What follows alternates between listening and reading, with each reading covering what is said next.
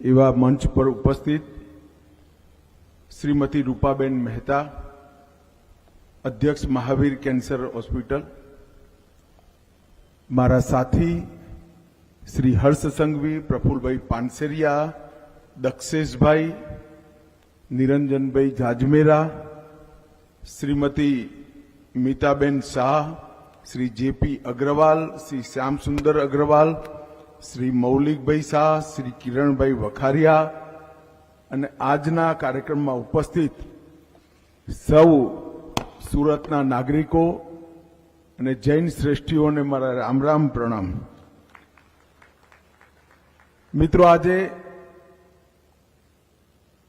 સુરતને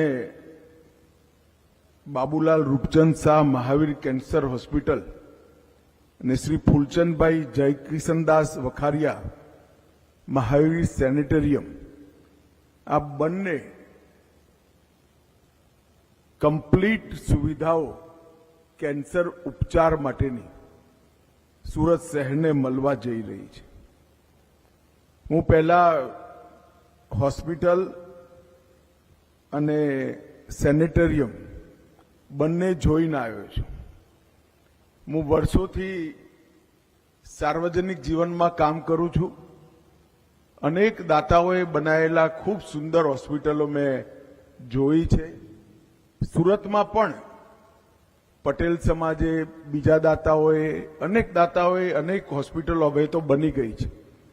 પરંતુ હું એટલું ચોક્કસ કહીશ, મહાવીર કેન્સર હોસ્પિટલ અને ફૂલચંદભાઈના નામે બનેલું સેનેટરિયમ, આ બંને અત્યાર સુધી જોયેલી સુવિધાઓમાં શ્રેષ્ઠમાં શ્રેષ્ઠ સુવિધાઓ છે.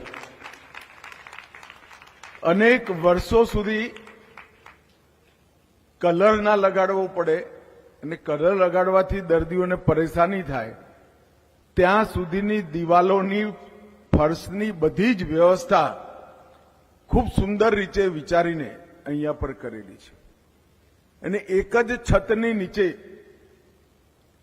કેન્સરની લગભગ દેશમાં ઉપલબ્ધ બધી જ સુવિધાઓ એકાદ બે છોડી એક જ છતની નીચે આઈડેન્ટિફિકેશનથી માંડી રિહેબિલિટેશન સુધી એક જ છતની નીચે મળે એવી વ્યવસ્થા આજે કરી છે.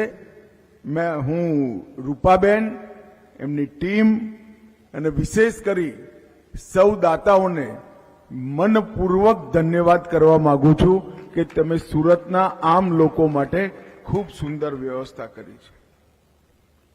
સુરત બહુ વર્ષોથી જાણીતું શહેર અને ગુજરાતમાં ભારતીય જનતા પાર્ટીની સરકાર બન્યા પછી શહેર કૂદકે ને ભૂસકે વધ્યું.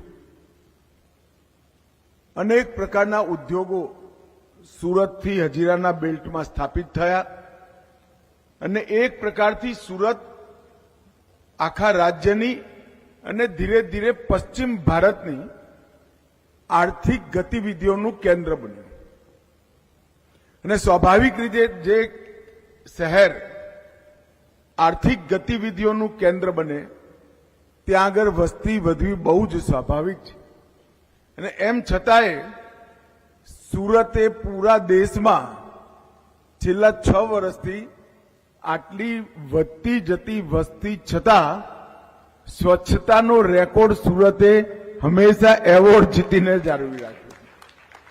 અને હવે સુરત સ્વાસ્થ્યના કેન્દ્ર માટે પણ સમગ્ર દેશની અંદર જાણીતું બન્યું છે. કેટલીય નવી હોસ્પિટલો, સરકારી હોસ્પિટલો, અને એમાં આજે બાબુલાલ રૂપચંદ શાહ મહાવીર કેન્સર હોસ્પિટલનું એક નવું છોગું સુરતવાળાઓને ગિફ્ટમાં આપવાનું કામ રૂપાબેન અને ટ્રસ્ટીએ કર્યું છે. હું સૌનો ખૂબ ખૂબ આભાર માનું છું. લગભગ 250 કરોડના ખર્ચે 2,75,000 સ્ક્વેર ફૂટની અંદર 13 માળનું અને 110 બેડની સુવિધાઓનું આ હોસ્પિટલ આવનારા દિવસોમાં નબળામાં નબળા આર્થિક સ્તરના નાગરિક માટે કેન્સરના ઉપચારનું કેન્દ્ર બનશે એને મને પૂરો વિશ્વાસ છે. હોસ્પિટલની સાથે સાથે અલગ chemotherapy unit, isolation bed, hi tech operation theatres, radiation therapy, chemotherapy, કેન્સરની બધી જ પ્રકારની સર્જરી, અસ્થિ મજ્જા પ્રત્યારોપણ, પરમાણુ ચિકિત્સા, રિહેબિલિટેશન અને પેટ સિટી સ્કેનનું વિશ્વનું સૌથી આધુનિક મશીન આ હોસ્પિટલમાં ઉપલબ્ધ કરાયું છે. અને એક પ્રકારથી કેન્સરની ઉપલબ્ધ બધી જ સારવારો લગભગ એકાદ બે છોડી આની અંદર ઉપલબ્ધ થઈ ગઈ છે. અને એણે સુરત શહેરને કેન્સરની સારવાર માટે આત્મનિર્ભર બનાવવાનું કામ કર્યું છે. આજે અહીંયા ફૂલચંદભાઈ વખારિયા મહાવીર સેનેટરિયમમાં સામાન્ય લોકો માટે 36 રૂમનું એક સેનેટરિયમ પણ બનાવ્યું છે. મને વિશ્વાસ છે કે જે પ્રકારની ટ્રસ્ટની અને સંગઠનની એક પ્રકારની શાખ બની છે એ શાખના અનુરૂપ જ આ હોસ્પિટલ પણ સુંદર રીતે ચાલશે. અને મુંબઈ અને અમદાવાદ જે લોકોને કેન્સરના ઇલાજ માટે જવું પડતું હતું એ સૌને પોતાના ગામમાં જ, પોતાના શહેરમાં જ ખૂબ સુંદર વ્યવસ્થાઓ મળી જશે. આમ તો મારે બહુ વધારે સમય નથી લેવો, પરંતુ Mahavir health and medical relief society 40 વર્ષથી 1978થી Mahavir general hospital, BD Mehta heart institute, RB Shah super speciality hospital અને લક્ષ્મીપતિ મહાવીર નર્સિંગ સ્કૂલ અને હવે BR Shah Mahavir centre cancer hospital એક પ્રકારથી આખી શૃંખલા સ્વાસ્થ્ય માટેની ઊભી કરી છે. હોસ્પિટલ જઈને મને થોડો ડર લાગ્યો.